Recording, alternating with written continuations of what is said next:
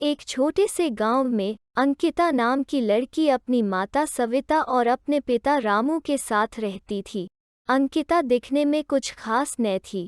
उसकी रंगत सांवली और बिल्कुल भी प्यारी नहीं थी। अंकिता अपने माता पिता से बेहद प्यार करती थी, मगर अंकिता के माता पिता अंकिता से सख्त नफरत करते थे, क्योंकि वो बदसूरत और सांवली थी। अंकिता रमुआ सविता की इकलौती बेटी थी, मगर वो दोनों चाहते थे कि उनका बेटा हो और प्यारा हो, मगर ये तो बेटी निकली और ऊपर से बदसूरत भी। अंकिता के माता पिता उससे सीधे मुंह बात तक नहीं करते थे, और अगर कोई बात करता था तो वो भी गुस्से से भरे लहजे से। अंकिता बेचारी तरसती थी।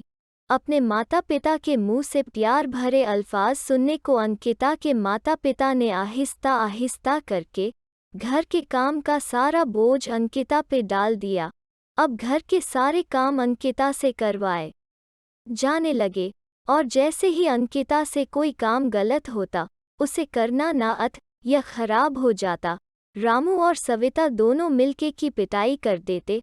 अंकिता से अपने माता पिता के ये रवैया हरगिज़ बर्दाश्त नहीं होता था। वो बेचारी मार खा के कमरे में जाके रोने लग जाती। एक रोज़ जब अंकिता घर की सफाई कर रही थी, अंकिता के पांव से तार अड़ने के कारण टीवी जमीन पे गिर के टूट गया।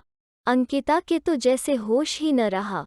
उसी वक्त रामू और सविता आ जाते और अंकिता को कहते हैं, ये तूने किया कर दिया। सविता, ये किस मनहूस को तूने घर में पना दी व है। ऐसा कहकर वो दोनों अंकिता को खूब मारते पीटते हैं और घर से बाहर निकाल देते हैं। नेहा एक जंगल चली जाती है और वहाँ बैठ के रोने लग जाती। तभी वहाँ पे परी आती है और कहने लगती है कि क्या हुआ, तुम रो क्यों रही हो। अंकिता परी को सब बताती है।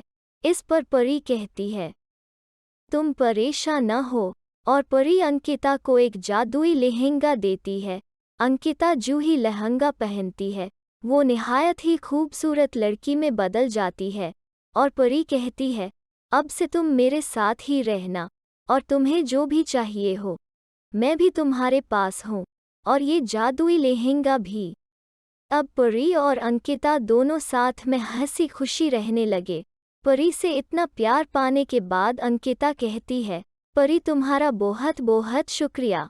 मैं किया थी और तुमने मुझे किया बना दिया।